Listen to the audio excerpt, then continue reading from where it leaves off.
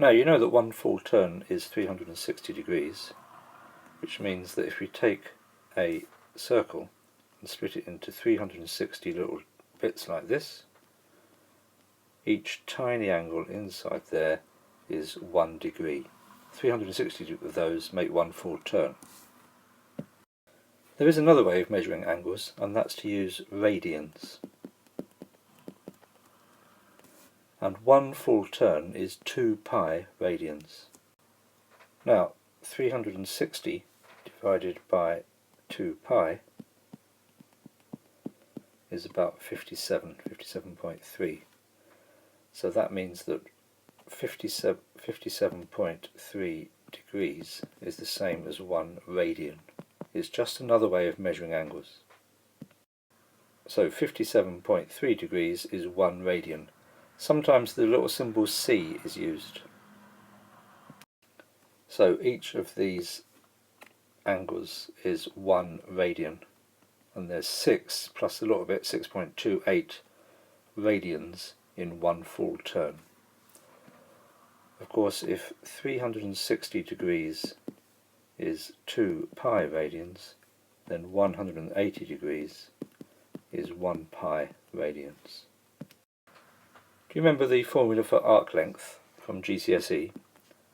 It's theta over 360 multiplied by 2 pi r. So that's what it is if you're using degrees. Of course, if you're using radians, the formula becomes theta over, and what was 360? It's 2 pi radians times 2 pi r. And the 2 pi's cancel out. So we get the arc length, if we're measuring in radians, is r theta. So what seemed like a rather arbitrary way of measuring angles has actually got a use, because we've got a better formula for the arc length. Do you remember the formula for the area of a sector from GCSE? It's theta over 360 times the whole circle, pi r squared.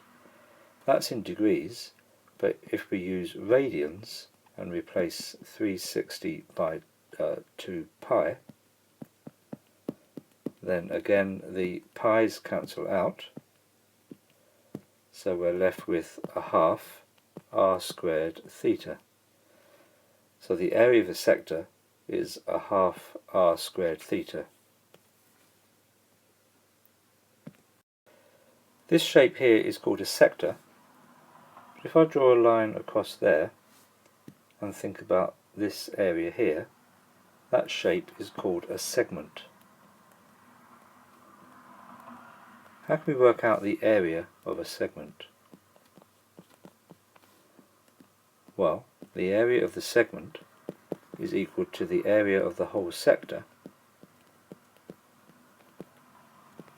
minus the area of the triangle. What's the area of the sector? It's a half r squared theta.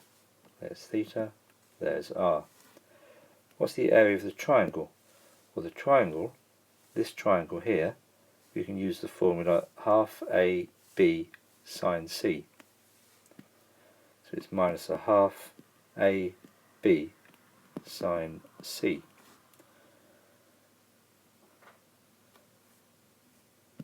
And a half r squared is a factor there, so it's theta minus sine theta. So this is the formula for the area of a segment.